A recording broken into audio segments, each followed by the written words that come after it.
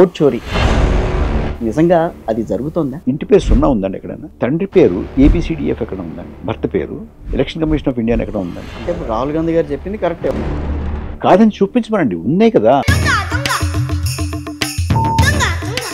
కర్ణాటక రాష్ట్రంలో అధికారంలో ఉన్నది కాంగ్రెస్ పార్టీయే కదా. లోక్సభ ఎన్నికలు కానీ శాసనసభ ఎన్నికలు కానీ ఎవరు చేస్తారండి? దాంట్లో ఆంధ్రప్రదేశ్ కూడా ఒకటి. 12% ఓటు ఎట్లా పెరిగిందన్న మాట అయితే అప్పుడు కూడా వచ్చింది. 79 స్థానాలు ఇటు పడాల్సినటువంటివి అటు పడ్డాయి. తెలంగాణ జరిగింది, ఆ తర్వాత కొన్ని రాష్ట్రాలకి జరిగినాయి.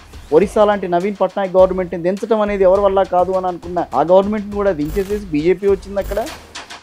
ఈరోజు బీహార్లో 5 కోట్ల ఓట్లు ఎక్కువ లెక్కించారు. మీరు బీజేపీకి అగేనిస్ట్ కాబట్టి మీరు దాంట్లో ఇవన్నీ జరుగుతున్నాయని చెప్పి చెప్తున్నారని చెప్పి మీ మీద ఒక అపవాదం. అధికారం ఇటు ఉండాల్సినటువంటిది అటు వెళ్ళింది.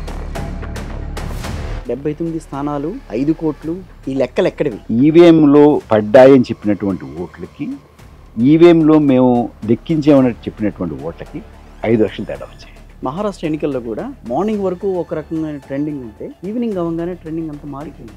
73 లక్షల ఓట్లు తేడా వచ్చాయి. 76 నియోజకవర్గాల్లో ఎక్కువ లెక్క పెట్టారు, మిగతా 350 ఎన్నో నియోజకవర్గాల్లో తక్కువ లెక్క పెట్టారు. ఓవరాల్గా ఎన్నికల సంఘంలో జరుగుతున్న అవకతవకలు ఇవి ఎప్పటి నుంచో జరుగుతున్నాయని అంటారా, ఈ మధ్య కాలంలో మొదలైనాయని అంటారా? బీజేపీకి యువజనుల్ని సమీకరించడానికి భారతీయ యువ మోర్చా, మహిళలను సమీకరించడానికి మహిళా మోర్చా, రైతులను సమీకరించడానికి కిసాన్ మోర్చా, ఎన్నికలు నిర్వహించడానికి ఎన్నికల మోర్చా ఉంది, అదే ఎన్నికల కమిషన్.